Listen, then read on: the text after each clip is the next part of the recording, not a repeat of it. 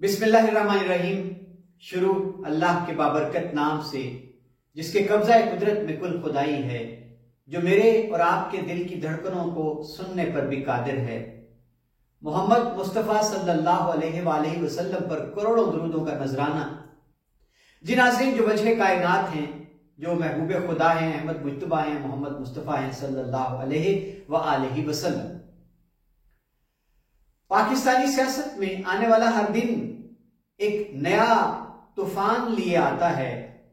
इंकशाफात हैं जिनका सिलसिला थमता ही नहीं है, और ये इंकशाफात न जाने वक्त गुजरने के बाद क्यों हमारे सियासतदान करते हैं। नाज़रीन, आसिफ अली जरदारी, जिनको पाकिस्तान की सियासत का इमाम कहा जाता है, और कहा जाता है कि एक जरदारी जो कि सब पे भारी। जी नाज़रीन, आज एक वीडियो वायरल है आसिफ अली जरदारी की। हामिद मीर किसी तारुफ के मोहताज नहीं हैं। उनके साथ जियो टीवी के लिए जो प्रोग्राम है हामिद मीर का, एक एक्सक्लूसिव इंटरव्यू किया है उन्होंने आसिफ अली जरदारी का, जिसमें बेशुमार बातें, मुल्की सियासत के किरदार वो ज़ेरे बहस लाए गए हैं। लेकिन आज गुजरात के हवाले से जो खास बात आसिफ जरदारी के इस इंटरव्यू में है, वो चौधरी परवेज इलाही और मुन्नस इलाही के हवाले से है कि जब इमरान खान के खिलाफ अदम एतमाद लाया गया मरकज में, सूबे के लिए पूरी पीडीएम चलकर घर चली गई। आसिफ जरदारी साहब भी गए, चौधरी शुजात हुसैन से मिले, चौधरी परवेज इलाही से मिले, और नाज़रीन फिर उन्होंने तिश्तरी में रखकर चौधरी परवेज इलाही को पंजाब की वजारत आला की पेशकश कर दी। लेकिन अचानक एक बहुत बड़ा सरप्राइज दिया चौधरी परवेज इलाही ने और उनके बेटे मुन्नस इलाही ने, कि जब वो अगली सुबह उठते हैं और बनी गाला जारी करते हैं, और फिर इमरान खान ने उनको अपना उम्मीदवार वजारत आला का डिक्लेयर कर दिया। इससे चौधरी बरादरान जो गुजरात के थे, उनके घर में दरारें पड़ी और इख्तलाफात इतने ज्यादा हो गए कि आज तलक वो दूरियां सिमट नहीं रही, फासले मिट नहीं रहे। तो नाज़रीन, ये क्या राज था? अचानक चौधरी परवेज इलाही क्यों चले गए थे? किसके कहने पर चले गए थे? और आसिफ जरदारी ने क्या बड़े सख्त कलमात पहली बार कह दिए हैं मुन्नस इलाही के हवाले से, चौधरी परवेज इलाही के हवाले से। मैं चाहूंगा कि ये इंटरव्यू जो है, इसका वो क्लिप मैं आपको सुनवा दूं कि जिसमें आसिफ अली जरदारी क्या इस राज से पर्दा उठाते हैं और मुन्नस इलाही के बारे में क्या कहते हैं। आइए आसिफ अली जरदारी की जुबानी सुनिए। चौधरी परवेज इलाही साहब की जो ओपिनियन थी शरीफ ब्रदर्स के बारे में, वो सही नहीं साबित हो गई। वो कैसे सही साबित हो गई? पहले वो माने, आपने उनको मना लिया कि भाई आप नून लीग के चीफ मिनिस्टर होंगे, फिर उनको अचानक किसी ने कहा कि नहीं, डोंट ट्रस्ट। तो परवेज इलाही की अपनी सोच। अब डोंट ट्रस्ट बैठा है कहाँ? बेटा भी बाहर बैठा है, बेटे को इतनी गैरत नहीं है कि बाप जेल में वो आ जाए वापस, और ये अजीब अपने ख्वाब में है कि कुछ होगा जिसमें इसको रिलीफ भी मिलेगा और ये दोबारा भी इलेक्शन। मुझे वो रात अभी तक याद है ना, जिस दिन उन्होंने आपके साथ सब कुछ दुआए खैर किया। दुआए खैर किया, मिठाई लेके आए, फूल लेके आए, तो फिर अगले दिन वापस बनी गाला क्यों? रात को ही वापस चले गए। नहीं, क्यों? वजह क्या थी? किसी ने उनको फोन किया, उस फोन कॉल ने उनको मिस डायरेक्ट किया। उनको एक मिस इन्फॉर्मेशन तो फैलाई जाती है ना, कि कोई नई बात तो नहीं है पॉलिटिक्स में। तो ये वही था जिसने आपको और शहबाज शरीफ साहब को कहा था नो कॉन्फिडेंस वापस ले लो? हो सकता है, मुझे नहीं बताया परवेज इलाही ने, मेरी उसके बाद से उसकी बात नहीं हुई है। नाज़रीन, आपने सुन लिया, मर्द हुर, सियासत के इमाम और एक खिलाड़ी, एक जरदारी सब पे भारी। उनका ये कहना है। हामिद मीर ने सवाल किया कि वो क्या माजरा था कि रात को तो सब कुछ हो गया था, मना लिया था आपने चौधरी परवेज इलाही को, पंजाब की पग वजारत आला की उनके सर पर रख दी थी। तो आसिफ जरदारी ने जवाब में कहा जी कि सब कुछ हो गया, दुआ हो गई, फूल मिठाइयां भी आ गए।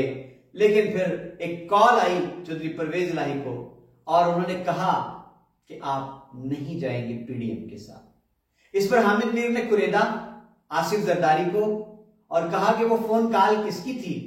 वो हंस दिए, जेरे लब मुस्कुराए, और फिर हामिद मीर ने दोबारा छेड़ा ये कहकर कि कहीं ये उसी पुरस्रार शख्स की कॉल तो नहीं थी जिसने आपको और मियां शहबाज शरीफ को कहा था कि आप इमरान खान के खिलाफ अदम एतमाद की तहरीक को वापस ले लीजिए।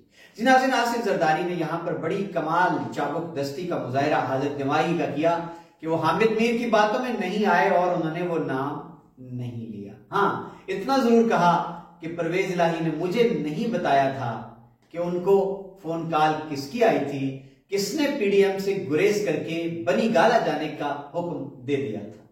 और नाज़रीन, इसके बाद बहुत सख्त तल्ख जुमला आसिफ जरदारी की जुबान से निकला कि चौधरी परवेज इलाही ने बात नहीं मानी, आज वो जेल में पड़ा है और उसका बेटा मुन्निस इलाही, उसके अंदर गैरत नहीं है कि बाप जेल में है और वो बैरून मुल्क बैठा है। गोया दूसरे लफ्जों में आसिफ जरदारी का ये कहना है कि मुन्निस इलाही बेगैरत है कि इस बुढ़ापे में उसका बाप जेल काट रहा है और वो यूरोप की यख बख्शता फिजाओं में बैठकर ट्वीट्स कर रहा है।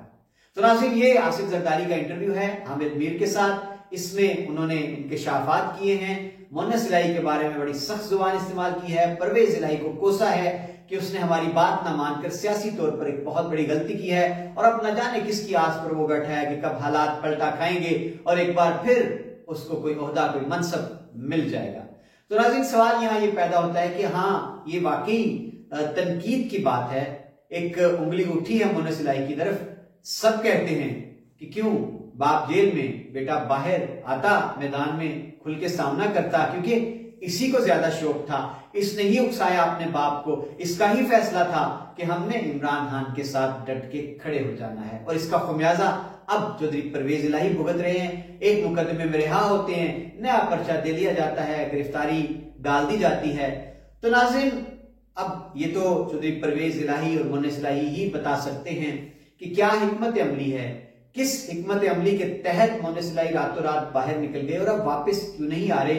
क्या खदशात हैं, कहीं उनको ये खदशा तो लाहक नहीं है कि अगर वो पाकिस्तान आ जाते हैं और जिस तरह बाकी सियासतदानों के साथ बड़े बड़े जफादरी सियासतदान, नाज़रीन फवाद चौधरी, असद उमर, परवेज हटक और बड़े बड़े नाम सियासत के, वो पिघल गए, वो सख्तियां सहूलतें कैदोबंद की बर्दाश्त नहीं कर पाए, प्रेस कॉन्फ्रेंस करके जान खुलासी कराई, जमात छोड़ी, सियासत छोड़ी।